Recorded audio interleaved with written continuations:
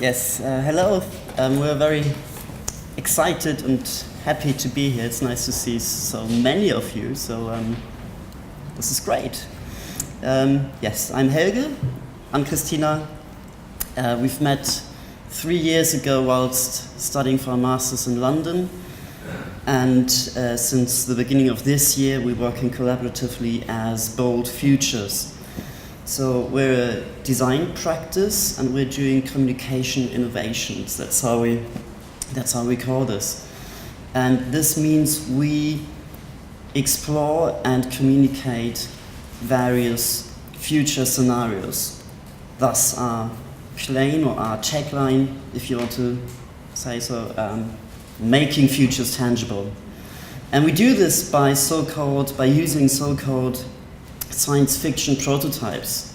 And science fiction prototypes are essentially speculative designs. They're speculative products and services that refer to the future scenarios, to the future societies or living environments that would allow for their very existence. So they basically ask, how would a society need to be structured culturally, economically, technologically, politically, to allow for certain products to exist.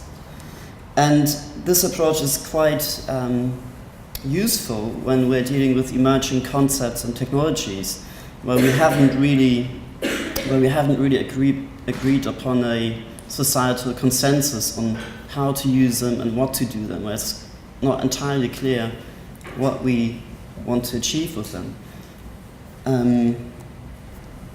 And this graph is also quite handy when talking about innovation communications and what benefits it can bring. This shows how we usually tend to think of the future. So at the left end of the cone, we have this now. So this is where we are now. And then the graph opens up into the space of possibilities, into all the various future scenarios that are possible. And the possible futures are the biggest space. Then you might even think of impossible futures that would be outside the graph.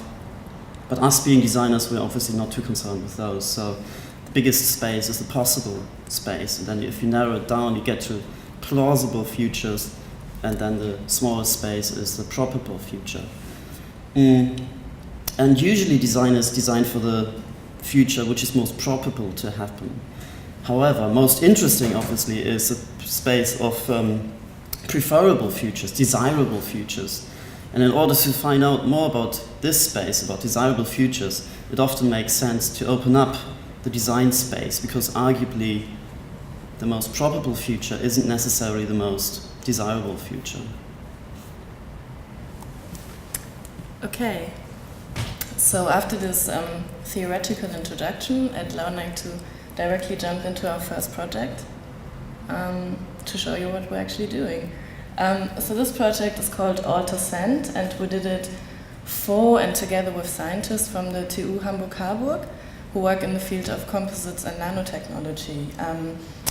And the brief was originally to create like an image film to recruit new students and to communicate basically what they're working on. And we could convince them to try it a little bit, something new. So together with them, we came up with a speculative application in the field of nanotechnology, which is this. It's an application for the nose. And the way it works, that in the front, in the rubber bits, it has a reactive nanofiber mesh.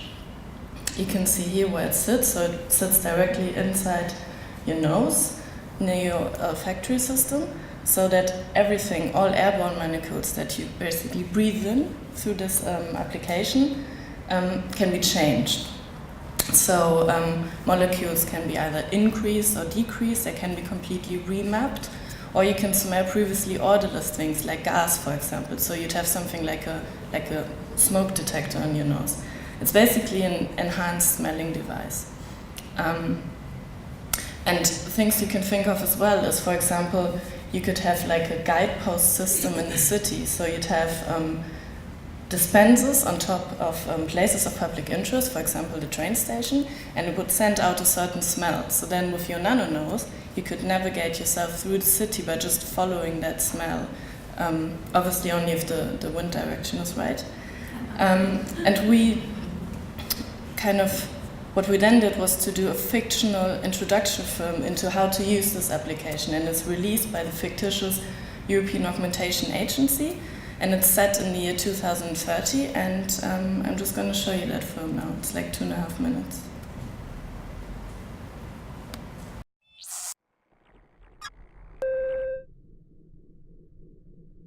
In this message, major updates for ultrasound devices are coming to our noses later this year.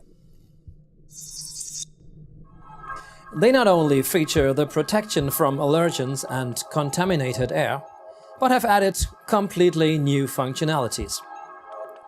Smelling licenses will need to be renewed, and considering your individual options before purchasing is advisable. My name is Ruben Eisenberg, and this is your European Augmentation Agency update for the 1st of May 2032. Before choosing your augmented smelling licensing plan, getting a clear idea of what functionalities your nose shall support prevents you from subsequent spending on tuning. The reactive nanofiber mesh inside the product can be set up to alter virtually all airborne molecules and make them perceptible to your olfactory system.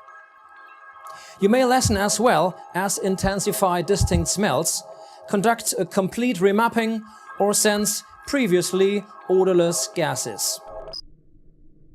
Many people choose to intensify pleasant smells. For example, the smell of the earth during a rain shower, or the smell of freshly baked cookies. Health and safety-related functionalities are pre-installed, like the now mandatory smoke detector. As with previous versions, nano nose training is indicated if you want to use more advanced services. This includes navigating the city using the olfactory guidepost system, discerning fraudulent scents, or if you plan to enhance interspecies communications, using augmented smelling in your pet. Authorized courses help you in using your equipment effectively and safely. Goodbye now.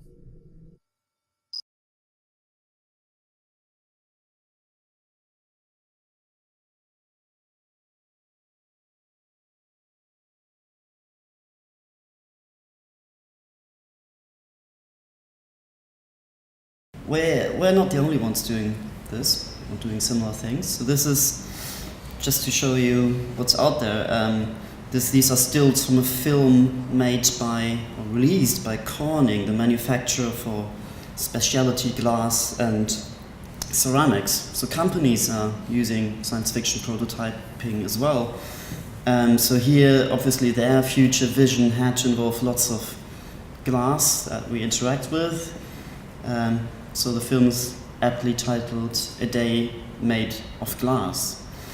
And you surely know the Google glasses, this augmented reality device from Google. And they did a similar thing. They released a use case as a film where they demonstrated how they imagined how an interaction with with those glasses could look like.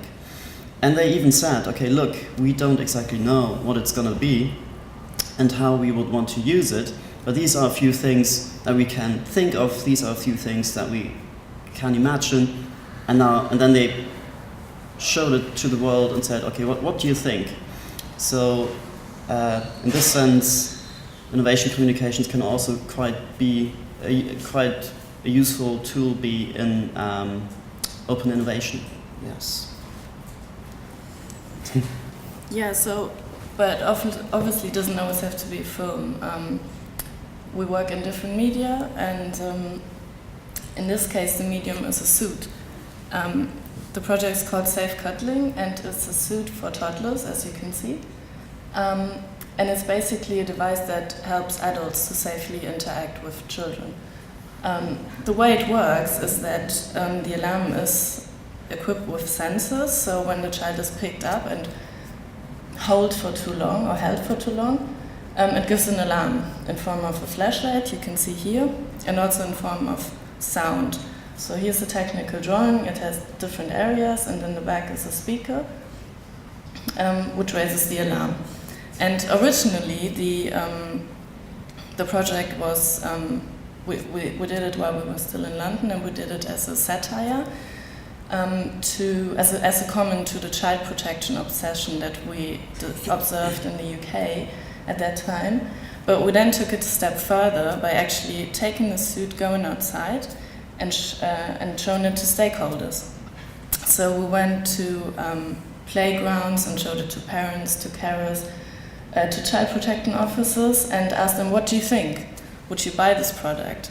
Do you have any advice how to change it, how to make it better? And the reaction obviously were very different. And for us it showed that it's really helpful to have something tangible, to have a design object, which people can touch, which people can use to truly interact with, to get reactions, and to talk about questions. In this case, for example, how far do we want to use technology to tackle our fears? I'd just like to show you some of the reactions. It's a very short film, shorter than the other one, just to give you an idea. Wow. And if you... So is it triggered by go too far away from the parent? Or it's triggered by touching it. So if you pick it up and try to take the child away, wow, you get the alarm. Oh.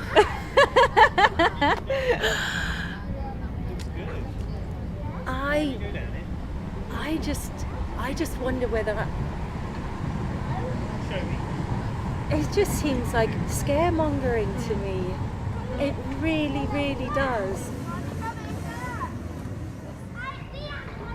I thought I'll go back to that, but sure. When you see, but when I had a dog, yes. It was in America, and they put a little chip on that dog. Yes. And so you always know where that dog is. Yes. And it's funny because I thought, before I was a mother, I thought, oh, that's so silly.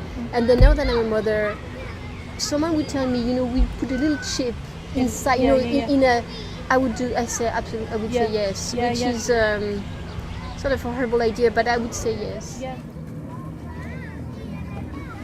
Just a strange thing to think that it's going to come to that, I guess. That's the good idea though, but perhaps as well, I thought it might be the idea that you get with the cash boxes, if you separate it too far away from a control, that it goes off then.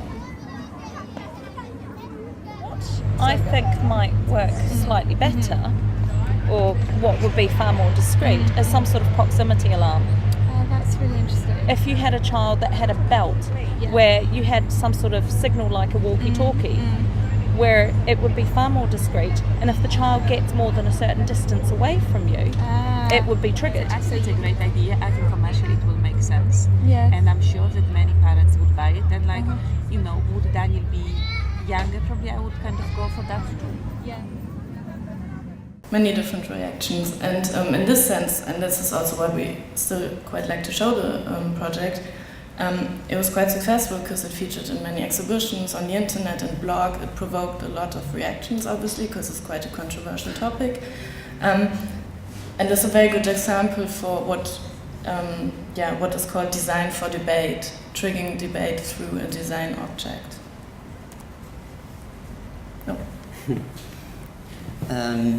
So this slide is a bit to show you where we come from. So obviously we are influenced by literature, fiction and non-fiction alike, and by film, and the film that's always been shown in contexts like ours is obviously Minority Report, where you can see Tom Cruise interacting with this 3D gestural interface, and it's quite an exciting space to be in, to look at sci-fi films, how they are influenced by research and development, and on the other side as well as research and development is influenced by science fiction.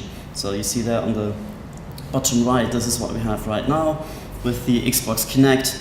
It doesn't look too different from maybe what we've already seen in films. Another example from the latest Alien installment, so there's Prometheus, and those of you who have seen it, there's this drone, this flying cube, scanning the minds on this alien planet. And again, top left, this is how it was depicted in the film, and bottom right, this is where we are right now. And yes, I mean, latest since the Apple versus Samsung lawsuit, we all know that the iPad actually was already invented back in 2001 in Stanley Kubrick's, not back in 2001, but back 68 in Stanley Kubrick's 2001: A Space Odyssey.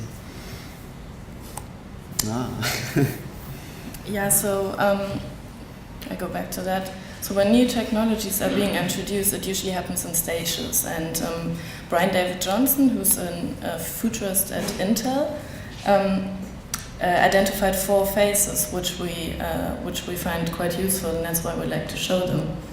So the first phase, which is called It Will Kill Us All, is basically the stage where research findings are getting out, like they're getting into the media, they're getting into the public realm, but no one really knows what it's about, no one really knows what's going to happen with that or what's going to come out of that. So the reaction is people are scared. You know, they're like, oh, I don't want that,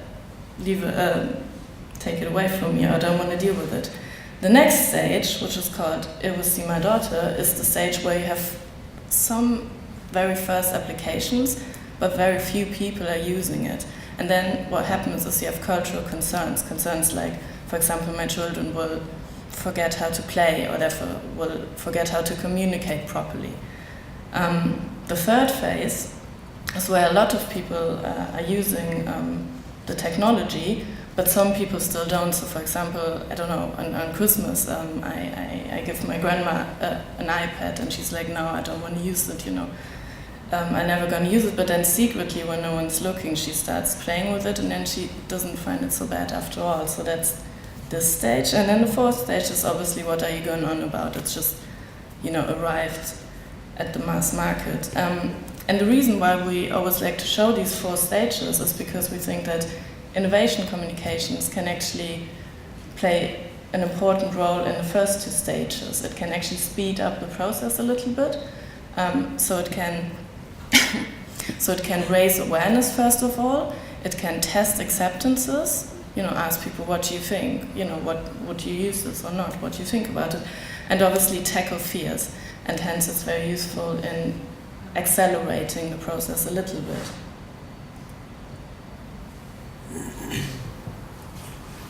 This is already the last project we brought with us today. It's called Functional Food Fictions, Speculative Foodstuffs of the Year 2030. And we did this for the Technologiestiftung Berlin. And we've got a fairly open brief. It was, okay, please, you should do something with school children, with students, and whatever you do, we want to use it in our annual reception. So they're having a reception each year with lots of guests from politics and industry. And obviously it had to do with technology, since it's the Technologiestiftung. So we thought we'd gonna do something with functional food, because it touches quite interesting new technologies like nanotech and biotech, and also it touches on established cultural standards, where it's not sure whether we want to overcome those standards or whether we are actually quite happy with them, at least for now. So this has been our group, and the aim was for the students to, it was a 4-day workshop, and the aim for the students was to come up with a speculative functional food of the future. And so that was quite ambitious, quite demanding for them, I guess, because they had to think of the enabling technologies. They had to think of target groups, like who's it for, who would buy this, where and how would it be branded. So they had to create a whole fictitious product plus the world which would surround this product. And yes, so obviously it needs to look like this. When you're doing design workshops, you need to have post-its, you need to have clay that you're working with, and trying out the food design things. And then the nicest bit was when we moved on to the kitchen, where we played a lot with food colorings and got our hands dirty. So we're going to show you 3 outcomes. In total, I think we've had 7. And later on, we were accompanied by a scientist from the German Institute of Food Sciences, or Food Technologies, I think. And he checked back on our concepts, and he gave us his opinion on the likelihood of and on the difficulties for each project, how likely it is that something like this could actually exist. And ultimately, I think every project could theoretically exist given certain development in the future. So yes, so this is the product Fast Learning. It improves the long-term plasticity of your brain, so you can learn faster and remember things better. And bioactive substances that do that are already on the market, so this isn't actually too fictitious at all. A bit more further out is this concept. It's called Wunderkind. It's a yogurt-based product marketed towards pregnant women, and the aim is to positively affect desirable traits in the unborn child. So you get Wunderkind, creativity, charisma, logic thinking, resilience, and musicality. And even this concept, without going into detail here, but even this concept could be feasible. You know, we know the DNA of the unborn child already through not invasive methods, and then you would only find the right gene sequences that you need to turn on or shut off that are responsible for certain traits. And these are the nanocubes. So there is this scenario of us, maybe at some point in the future, might have little nano-sized, molecular-sized robots within our bodies, in our bloodstream, that fight infections and that cure us and stuff. So once, whether or not you buy into this scenario, the project is cool, because the 2 students who came up with this imagined an interface to those nanobots in your bloodstream. So these little cakes, they are like edible apps. So they have receptor molecules within them that that connect to the nanobots that are already in your bloodstream, and thus telling them what to do. So you have the alarm clock, top left, that's the alarm clock. So you have it in the evening, and you automatically wake up next morning at the desired time. Or you could have the oxygen app or oxygen nanocube, and there the nanobots release oxygen into your bloodstream, so you can, for instance, stay up to 20 minutes underwater without needing to breathe. Yes, the concepts were then branded by us, And then they featured as edible science fiction prototypes in the reception.